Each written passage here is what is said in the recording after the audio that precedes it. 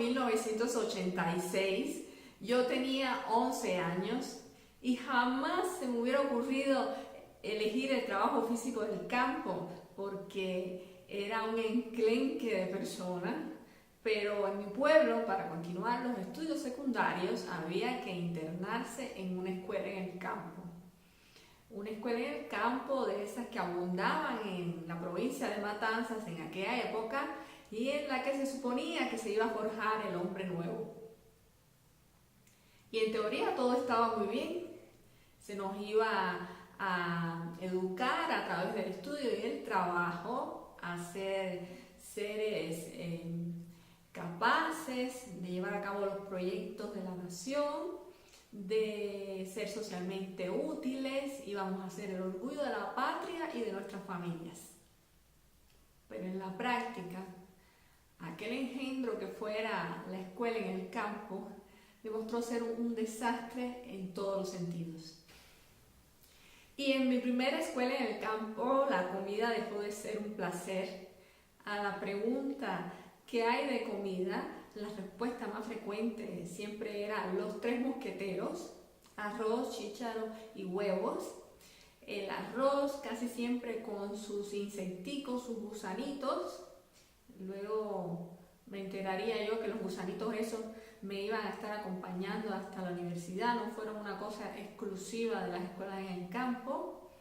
Y en esa primera escuela en el campo también me enteré yo de lo que era el embarazo adolescente, el aborto, la masturbación, todo eso de manera muy informal.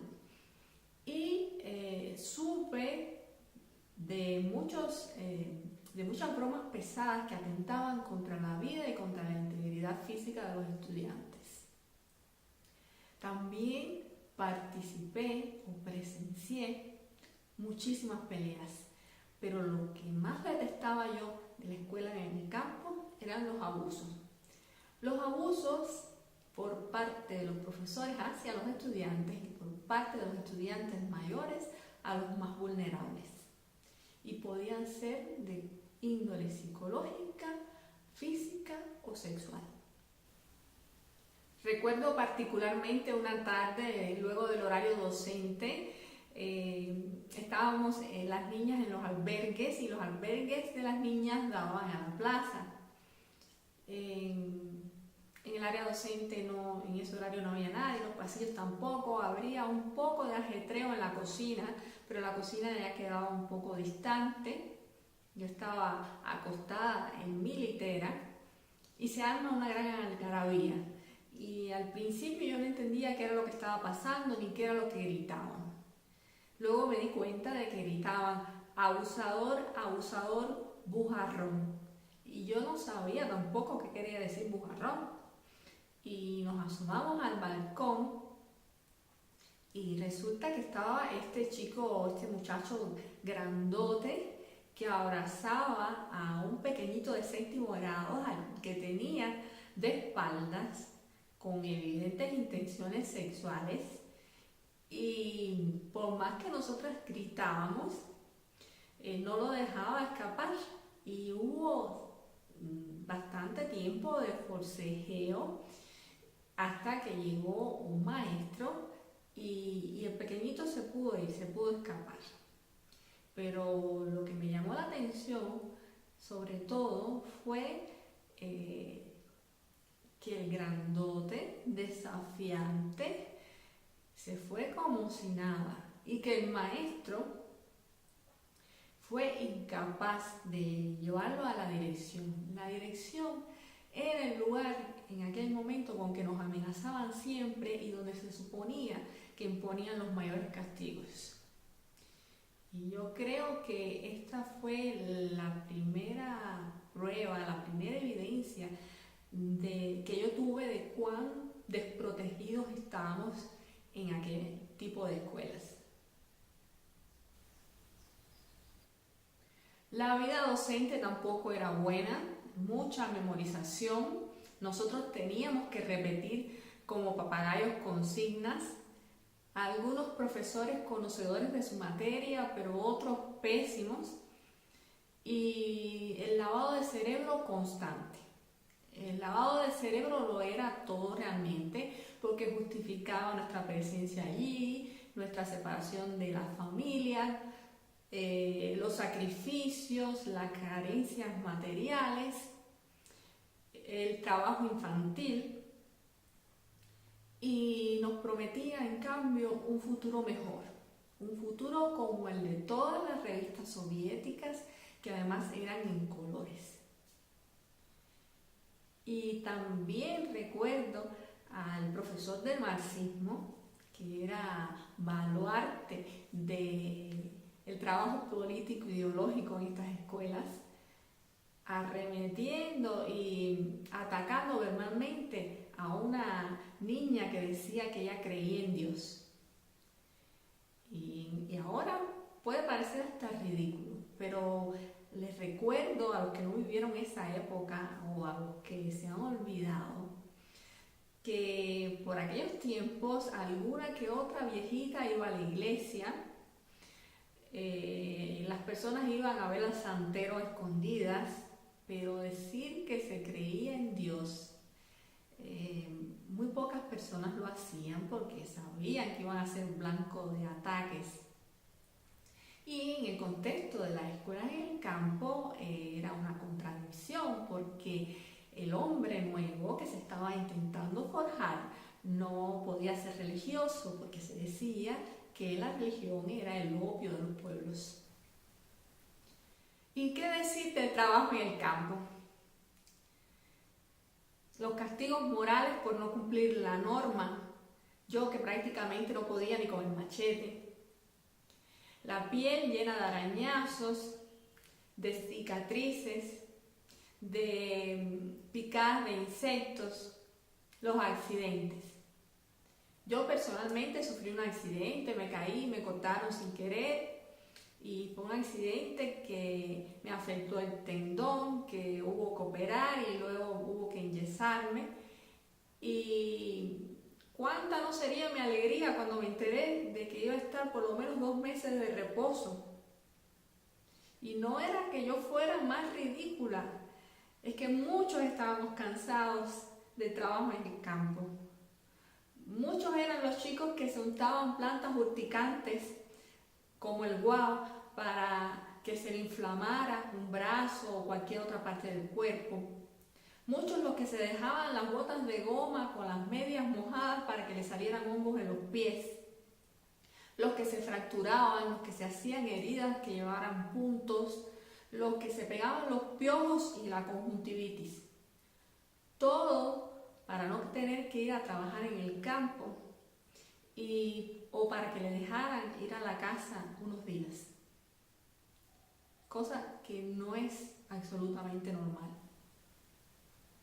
Y todo esto ocurría en un periodo del desarrollo ya de por sí complicado, la adolescencia, y en el que se recibían además muchísimas presiones por parte de los compañeros. Presiones que podían ser muy ridículas, pero ir hasta lo aberrante además. Recuerdo que el choteo a los varones siempre terminaba con que enseñaban el pene, por aquello de que la masculinidad, la virilidad se medía en centímetros, y que a las niñas que eran vírgenes le hacían también bastante choteo, se burlaban de ellas. O les decían a las niñas también, si tú eres mujer haces esto o haces lo otro. Y por ejemplo, si quieres a tu novio, te pegas una plancha caliente en el cuerpo. Eso sin contar con que si eras varón y tenías una vocecita un poquito afeminada o tenías algo de afeminado, o si eras niña y era un poquito masculina, entonces los ataques eran constantes. Como si fuera poco, en las escuelas en el campo también te podían robar cualquier cosa, desde un jabón hasta ropa interior. Y esto, no obstante, algunos chicos tuvieran su maleta de madera con candado que se usaba en aquella época, Y a pesar de que existiera un rígido sistema disciplinario, muy cuestionable, pero que normaba prácticamente todo, incluso hasta que había que caminar por la derecha del pasillo.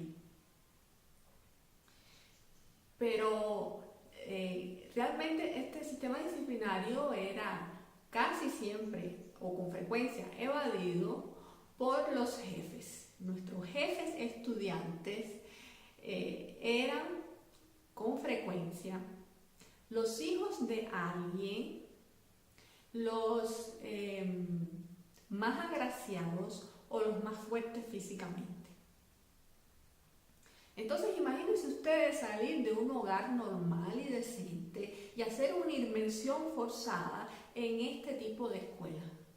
Para muchos de nosotros fue un trauma y eso explica muy bien los varios intentos de suicidio.